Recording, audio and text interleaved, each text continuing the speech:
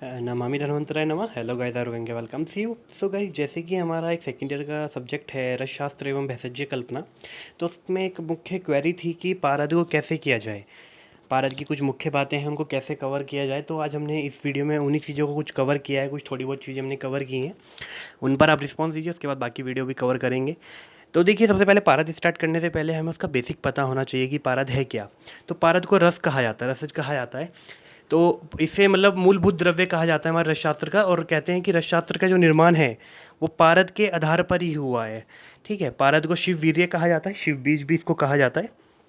तो इसी के आधार पर, इसको ही आधार मानकर पूरे रसशास्त्र जो हमारा शास्त्र है उसका निर्माण हुआ है।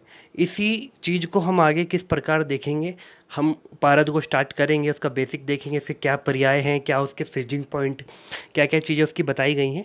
चलिए आइए उनको स्टार्ट करते हैं।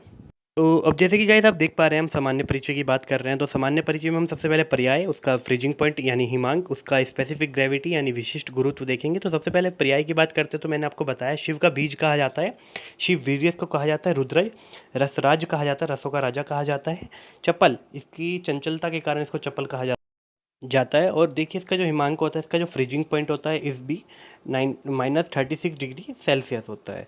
इसका विशिष्ट गुरुत्व यानी स्पेसिफिक ग्रेविटी की बात करें तो 13.56 होती है। ये इसका एक बेसिक स्ट्रक्चर है, बेसिक इसका इंट्रोडक्शन है। बहुत कुछ है इसके इंट्रोडक्शन में, रुक्ति वगैरह काफ़ी चीज़ें बताई हुई हैं, पर हम मेन को कवर करेंगे क्योंकि काफ़ी चीज़ें कवर करनी है।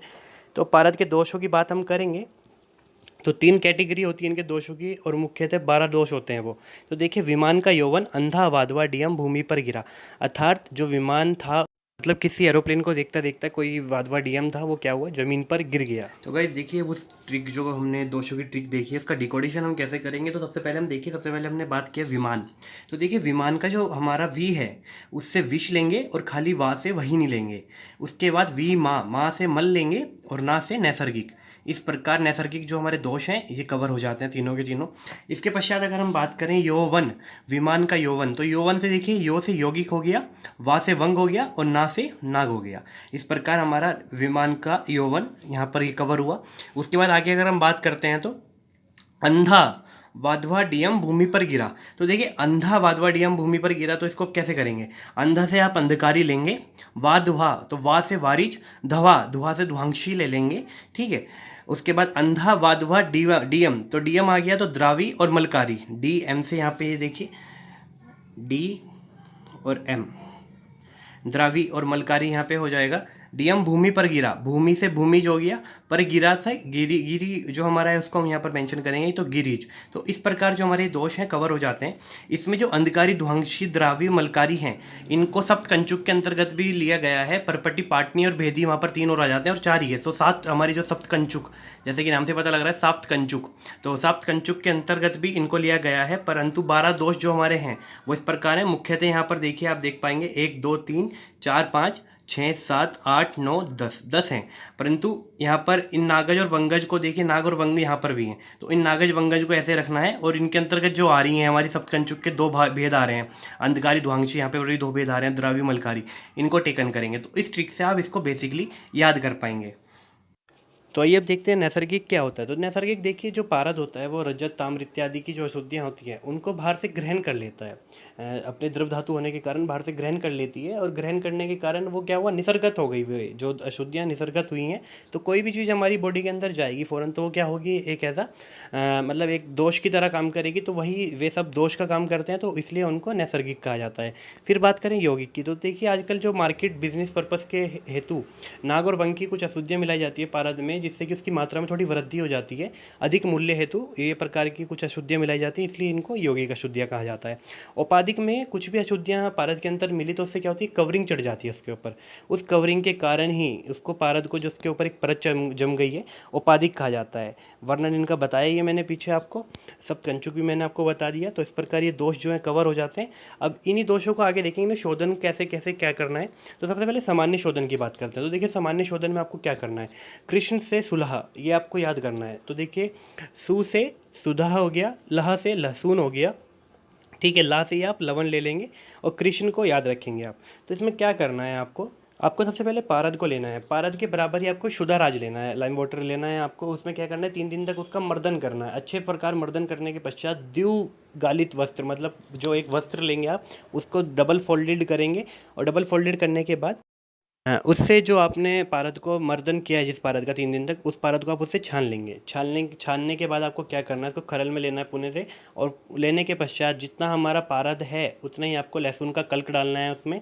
कल्क डालने के पश्चात उसमें उसका आधा सेंधव लवण डालना है। किसका? लहसुन का आधा सेंधव लवण डालेंगे। फिर उसका क्या करेंगे, आप मर्दन करेंगे। तब तक करेंगे मर्दन जब तक वो कृष्ण वर्ण का नहीं हो जाता। इसलिए कृष्ण से सुलह आपको याद रखना है। कुछ स्टेप्स हैं वो सारे के सारे आपको याद हो जाएंगे उससे। कृष्ण वन का तब तक नहीं हो जाता जब तक आपको उसको कंटिन्यू मर्दन करते रहना है। लास्ट में क्या करना है आपको, उसको जल से उसका क्या करेंगे, प्रक्षालन कर लेंगे, धो लेंगे उसको। तो आपको क्या होगा, आपको पारद, जो शुद्ध पारद है उसकी जो उसकी प्राप्ति है वो हो जाएगी। तो इस प्रकार जो हमारा सामान्य शोधन है वो खत्म हो जाता है। अब दोषों के आधार पर देखिए विशेष शोधन की हम बात करेंगे। तो गाइस देखिए, विशेष शोधन की बात कर रहे हैं तो विशेष शोधन में सबसे पहले जो हमारा दोष है, नाग दोष। तो नाग दोष में देखिए आप ट्रिक जैसे देख पा रहे हैं, उन हरि का ग्रह ईंट से निर्मित। तो जो हमारा घर होता है वो ईंट से निर्मित होता है। तो उसी के आधार पर अब हमें क्या करना है, इसको डिकोड करेंगे। तो देखिए ऊ से ऊन हो जाएगा। ठीक है, जो ऊन लेना है वो जलावा लेना है आपको। उन हरि, हरि से आपका हरिद्रा चूर्ण हो जाएगा।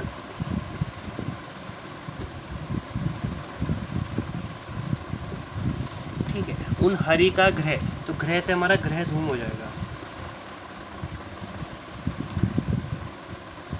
ग्रह धूम ईंट से निर्मित। अब ईंट से हमारा ईंट से इष्टि का चूर्ण जो हमारा होता है वो।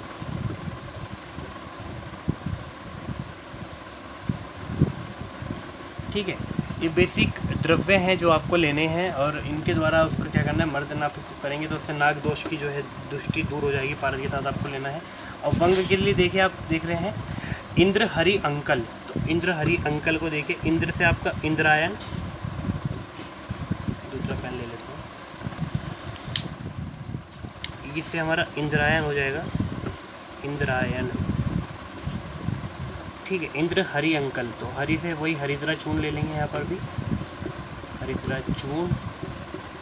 और अंकल से अंकोल। इस प्रकार जो हमारा है वंग हमारा दोष हो जाता है। अब आगे देखिए, अग्नि जो है हमारी 3 नंबर पर है। तो यहाँ पर 3 से त्रिफला आप लेंगे, त्रिफला के साथ में इसका करना है शोधन आपको। उसके बाद चापल्य, जो उसके अंदर चंचलता होती है हमारे उसके पारद के अंतर्गत। तो देखिए चापल्य को अगर स्टार्ट करें तो सी से स्टार्ट होता है। तो सी के बाद हमारा अल्फ़ाबेट आता है डी। तो यहाँ पर जो हमारे लिए आते हैं धतूरा बीज लिए जाते हैं। स्पेसिफिक याद करेंगे तो कृष्ण धतूरा बीज लिए जाते हैं। ठीक है, कृष्ण धतूरा बीज आपको यहाँ पर लेने हैं। अब देखिए विष, अगर बात करें आगे इसी क्रम में चलते हैं, विष की अगर बात करें तो देखिए विष जो है उसमें आपको स्पेसिफिक याद रखना है, चित्रक मूल। ठीक है, आप चित्रक मूल याद रखेंगे। गिरी, पर्वत है। देखिए पर्वत कभी भी हल्की चीज़ों से नहीं टूटेगा। कोई भी पर्वत जैसी चीज़ें हैं वो हल्की चीज़ों नहीं, तो वहाँ पर कुछ कटु चीज़ लेकर आनी पड़ेगी। तो आप याद रख सकते हैं त्रिकटु। ठीक है, ऐसा अग्नि जो दोष है उसमें देखिए, ऐसा है अग्नि दोष में आप गोक्षुरु आपको याद रखना है,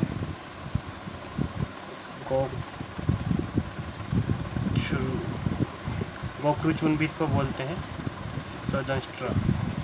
ठीक है, इसके साथ आपको इसको शोधन करना है। तो ये विशेष शोधन है सभी दोषों का। दोष के अकॉर्डिंग आप जैसा दोष इसमें आपको दिखेगा उपस्थित हो सकता है, उस दोष के अकॉर्डिंग आप यहाँ पर इन द्रव्यों को याद कर लेंगे तो आपका एक अच्छा कॉन्सेप्ट क्लियर हो सकता है। ये बाकी कुछ की ट्रिक जो हमारे पास थी हमने दी आपको, कुछ एक एक कंटेंट्स हैं उनका आपको कोई ट्रिक का ऐसा लोड भी नहीं है, तो आप ऐसे ही इसको याद कर सकते हैं। तो अभी इसी क्रम में चलते हुए देखिए, अब पारद की गतियों की बात करेंगे तो इसके लिए एक छोटा सा फंडा है, हंस जीव की जल में धूम। जो हंस है वो पानी में रहता है तो उसने जल में धूम कर रखी है। तो हंस से देखिए हंसक, जीव से जीवक, जीव समान गति होती है कि जल में धूम, जल से जलग हो गई, में से मलग हो गई, धूम से धूमक हो गई। ठीक है, हंस के समान कूदते हुए जो गति करता है वो हंसक। जीव जैसे कि हम हमारे शरीर में से कृमि इत्यादि निकल जाते हैं बिना दिखे, उसी प्रकार अदृश्य गति कर देता है पारद, उसको जीव गति कहा जाता है। जलक, जल के समान, जल के साथ जब इसका कोई संस्कार किया जाता है तो जल के समान उछल के बाहर आ जाता है। मलक गति जो कि इसमें नागवंकी यौगिक अशुद्धियाँ मिलाई जाती हैं उनके द्वारा उनके कारण जो गति करता है वो हमारी होगी मलक गति। मल है एक प्रकार के वो दोष इसके लिए। धूमक गति जब भी कभी पारद को पकाया जाता है तो धूम्र के समान धुएं की तरह ये बनकर उड़ जाता है, तो उसको क्या कहा जाता है, जो उसकी गति होती है वो धूमक गति होती है। इस प्रकार ये 5 गतियाँ कंप्लीट हो जाती हैं। हंस जीव की जल में धूम, इस प्रकार आप याद कर सकते हैं। अब आइए बेसिक चीज़ की बात करते हैं, जारना। तो जारना होता क्या है, देखिए पाचन क्रिया को या जीर्ण होने की जो क्रिया है उसको कहा जाता है, जारना कहा जाता है। तो हिंगुल से पारद का निष्कासन ही एकमात्र मतलब पारद प्राप्त करने का साधन नहीं है, उसको और शुद्ध करना है। आपने जितने कर्म किए उसके ज़्यादा और शुद्ध करने के लिए उसके साथ 6 गुना गंधक मिलाकर उसमें उसको जारन किया जाता है। उसका जारन उसके साथ मर्दन किए जब उसको करोगे आप, तो उससे क्या होगा, पारद की वृद्धि होगी, और पारद की वृद्धि के साथ साथ उसके क्या होगा, उसके संस्कार भी होंगे और उसके गुण की भी वृद्धि होगी। उसी हेतु देखिए बूचरी और खेचरी 2 प्रकार की जारनाएँ बताई गई हैं। बूचरी में आपको सिंपली बताऊं तो खनिज जो होते हैं हमारे भूमि से निकाले जाते हैं उसके लिए बोली गई है। खेचरी रत्नों के द्वारा जो जारना की जाती है। फिर बूचरी को ही 3 भागों में बांटा गया, बालावस्था जानना, युवावस्था जानना और वृद्धावस्था जानना। बेसिक है, इनको आप देख लेना टेबल में। मूर्छना की बात करें तो देखिए व्याधि घातक जो व्याधि नाशक भाव हैं वो उत्पन्न करने को क्या कहा जाता है, मूर्छना कहा जाता है। अब मूर्छना के भेद देखिए, साग्नि मूर्छना और सागंध मूर्छना और निर्गंध मूर्छना। फिर इन दोनों के ही भेद जो होते हैं, साग्नि मूर्छना, निरग्नि मूर्छना, साग्नि मूर्छना, निरग्नि मूर्छना। समझ में आ रहा, साग्नि अर्थात अग्नि के साथ में जो मूर्छना की जाती है, तो उससे क्या बनता है, रसपटपटी, रस सिंदूर, मकरध्वज, मल सिंदूर, बाल सिंदूर इत्यादि बनते हैं। निरग्नि मूर्छना हमारी होती है उससे कज्जली बनती है। फिर निर्गंध में देखिए साग्नि के साथ रस पुष्प, रस कर्पूर का हमें जो है प्राप्ति होती है। उसके बाद निर्गंध की अगर हम बात करें तो उसमें जो हमारी निरग्नि होगी उसमें आपको मुग्ध रस की प्राप्ति होगी। तो यही मूर्छना है कि व्याधिनाशक गुणों को उत्पन्न करना पारद के अंतर्गत, ये हमारा मूर्छना कर्म होता है। अब आइए इसी क्रम में देखते हैं इसके विशेष जो संस्कार बताए हैं, अष्टविध संस्कार। तो उसमें सबसे पहले देखिए ट्रिक याद कीजिए, स्वयं मर्द मूर्छित यूपी में बोनी दीपा। मतलब कहा जाता है कि जो मर्द अपने आप को यूपी में बता रहा था वो खुद मूर्छित हो गया दीपा, तो बोनी जो दीपा है उसको कहा जा रहा है। तो देखिए स्व से स्वेदन, मर्द से मर्दन, मूर्छित तो मूर्छित से मूर्छन आ जाएगा, उत्थापन यू फॉर उत्थापन हो जाएगा। अब देखिए पी से पातन ले लेंगे, बी से बोनी तो बो से हमारा बोधन हो जाएगा, नी से नियमन हो जाएगा, और दीपा से दीपन ले लेंगे। इस प्रकार जो अष्टविध संस्कार हैं वो इस प्रकार यहाँ पर कवर हो जाते हैं। अब देखिए इन्हीं संस्कारों में बहुत सी चीज़ें हैं, इनमें कि क्या क्या होता है। तो इनमें हम जो मुख्य 5 जो ऊपर के संस्कार होते हैं ये होते हैं दोष को नाश करने वाले, जो उसके अंतर्गत दोष हैं उनको नाश करेंगे। परंतु उसके बाद के जो 3 संस्कार बचते हैं, बोधन, नियमन और दीपन, वो क्या होते हैं, वो उसके गुणों में वृद्धि करते हैं, उसको और उत्तम ज़्यादा बनाते हैं। तो इसलिए इनको संस्कार कहा जाता है। संस्कार का मतलब होता है कि जो उसके गुणों में कमी भी ना करे और अपने और ज़्यादा उनके गुणों में क्या कर दे, गुणांतर्धान कर दे, तो उसके गुणों में वृद्धि कर दे। तो वृद्धि हेतु किया जाता है। बोधन को यहाँ पर कई जगह पर रोधन भी कहा जाता है। तो ये बेसिक चीज़ है, आपको याद होनी चाहिए कि बोधन को रोधन भी कहा जाता है। इसमें हम मुख्यतः 4 जो हैं उनको देखेंगे, उनके लिए क्या क्या द्रव्य बताए गए हैं, क्या क्या ट्रिकें बताई गई हैं, क्या क्या उनका फल मिलेगा हमें, और बाकी के जो 4 हैं उनको मैं आपको ओरली बताऊँगा। तो देखिए सबसे पहले हम बात करते हैं अपने स्वेदन की। तो देखिए स्वेदन में आप ट्रिक देख पा रहे हैं, रामू लव त्रिक। तो पारद तो हमें लेना ही है। फिर उसके बाद देखिए रामू, तो राई मूली लवण, रामू रा से राई, मुँह से मूली, लव से लवण, त्रिक त्रिकटु हो गया। ठीक है, ये द्रव्य आप लेंगे। इसके बाद क्या करना है आपको, इन द्रव्यों की पारद के साथ में एक पोटली में बंद करना है और उसको पोटली के साथ 3 दिन तक उसका दोला यंत्र में क्या करना है आपको, टांग देना है, स्वेदन होने देना है। 3 दिन बाद आपको प्राप्त हो गया, पारद प्राप्त हो जाएगा। तो इससे क्या होगा, मल शैथिल्य का नाश होता है। फिर मर्दन की अगर हम बात करें तो देखिए इसकी ट्रिक क्या है, गुड़ ईंट से बना ग्रह।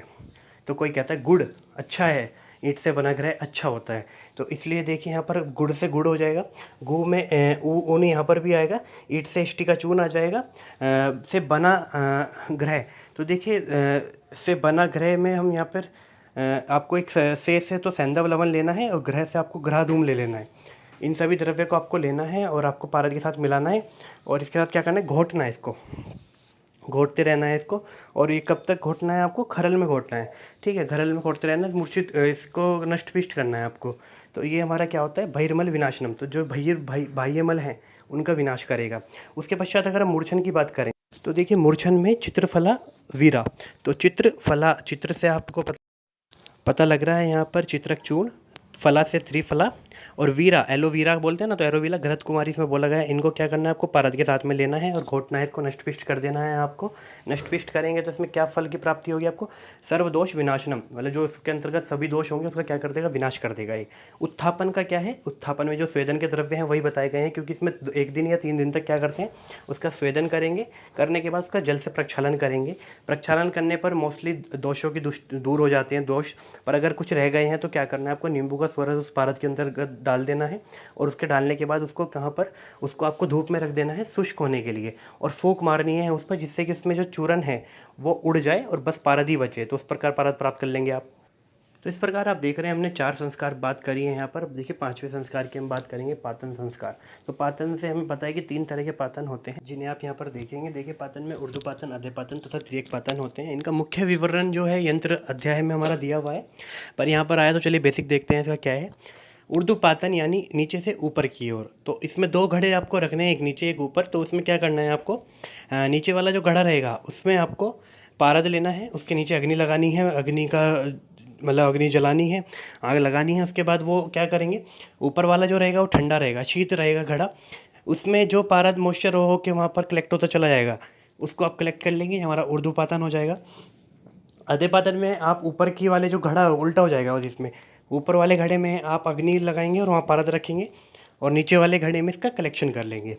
तिर्यक पातन में भी एक तो जिस प्रकार नली से जुड़े रहते हैं, तो उसमें क्या होता है कि एक नली, एक जो घड़े से दूसरा जो घड़ा, एक अग्नि में एक जो घड़ा होता है उसमें अग्नि लगाएंगे, और एक जो घड़े से है अग्नि द्वारा वाष्पीभूत होकर दूसरे जो घड़े में कलेक्शन होता रहता है हमारे पारद का, तो वो हमारा तिर्यक पातन कहलाता है। तो इस प्रकार पातन संस्कार हमारा जो इसका देखिए ब्रीफ डिस्क्रिप्शन मैं यहाँ पर दे रहा हूँ, क्योंकि ब्रीफ ही होता है इसका। मेन जो हम पढ़ेंगे इसको यंत्र अध्याय में पढ़ेंगे, यंत्र अध्याय में हम वीडियो बनाएंगे तब हम इसको मुख्य तौर पे देखेंगे। पर बेसिक इसका यही है, मुख्य 4 संस्कार जो थे वो हमने, बेसिक द्रव्य जो बताए गए हैं वो हमने कर लिए। यहाँ पर कोई ऐसा द्रव्य नहीं बताया गया।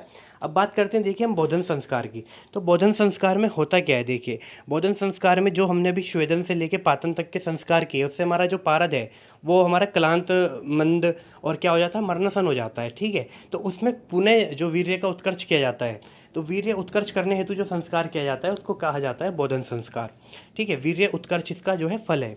इसके बाद अगर हम बात करें नियमन संस्कार की, तो देखिए नियम संस्कार में देखो क्या करना होता है। बोधन संस्कार से प्राप्त जो हमें बल या वीर्य प्रारब्ध के चपलत्व, ठीक है, इसके अंदर जो चंचल गुण होता है उसकी निवृत्ति के लिए, चंचल गुण वापस लाने के लिए जो मतलब स्वेदन आदि क्रिया की जाती है उसे नियमन संस्कार कहते हैं, ठीक है। ऐसे वीर्यवान बनाने हेतु जो क्रिया कर्म किया जाता है, तो उसे चपलत्व करने के लिए जो क्रिया कर्म की जाती है उसे क्या कहते हैं, नियमन संस्कार कहते हैं। अब इसके बाद अगर लास्ट की बात करें दीपन संस्कार, तो देखो पारद को बुभुक्षित करने के लिए जो संस्कार किया जाता है उसे दीपन संस्कार कहते हैं।